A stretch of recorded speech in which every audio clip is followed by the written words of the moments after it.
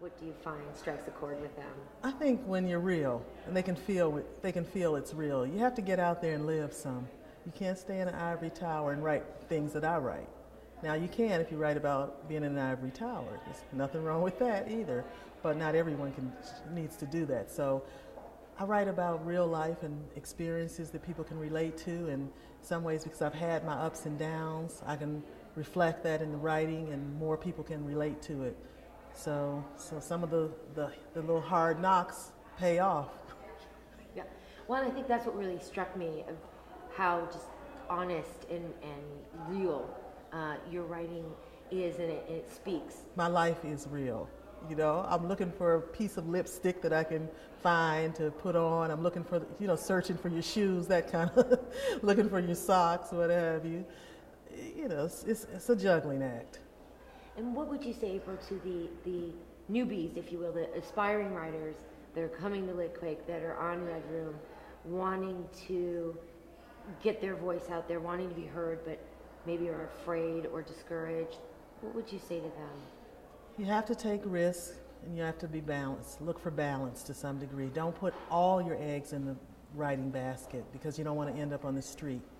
Unless you come for money, you're going to have to balance. You're going to have to weigh things. You do what you can. You got to keep a roof over your head, possibly.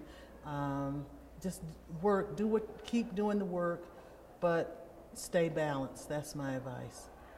What you said, risks. Talk more about the risks, if you will. Well, sometimes you need to get in classes, you need to take workshops, you need to read in front of people and find out, get feedback. Doesn't mean you have to agree with everything they say, but it's important to have your work out there, to have your voice heard, and to go to writers' colonies or festivals, workshops. Put yourself out there, go to take classes, talk to friends that are literary or readers, etc. But you have to take those kinds of risks where you risk, having your stomach in knots as they read your work and in a classroom setting or something similar to that, or workshop setting, and I paid those kinds of dues. Yeah. To the extent that your work is autobiographical or draws from experience enough Sure. that people wonder if it's autobiographical, how do you handle that?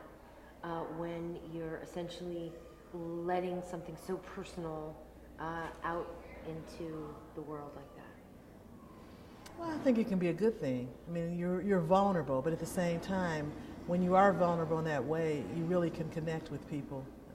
There's an intimacy between you and the reader, or in some cases, the audience. So I think it's worth it. Let's put it that way. I think it's worth it. And I'm fascinated by, when you read your piece, it really it came to life, and you were on. And can you talk a little bit about the difference between when you're writing and that process, and what do you get out of, why read one of your works at all? Out loud. Why not? No. Okay, that was good. No, I like reading out loud. I like the connection with the audience. I like that live audience feeling. And I'm a people person. So actually when I'm writing, it's kind of lonely. So I look forward, it's one of the payoffs. I look forward to that time when I'm going to hear from people or hear their reactions, see their reaction. So to me, it's like the dessert, the gravy. Gravy, yeah, I like gravy's okay. Okay, I like dessert. stick with chocolate. Okay. You can't go wrong. That was can't good. go wrong. One last quick question. Sure. So in the response and the feedback that you have gotten from your readers and your audience, what aspect of that, has any aspect of that surprised you, or? Well, nothing surprises me anymore, I guess, sort of. Well, sometimes you're surprised that when you're reading, like I read something today I haven't read before an audience at all, even some of it in front of anybody except my dogs last night, and they don't really pay too much attention. So it was interesting to see where I got the laughs the most, and there were one or two that I didn't know would be as big a laugh, and almost didn't even include in it. So it's good to know. That's why it's one of the reasons it's helpful to hear from a live audience, kind of know where you're going more. Definitely. I'd just like to say that you're not alone. And that's important as a writer to remember. You're not alone.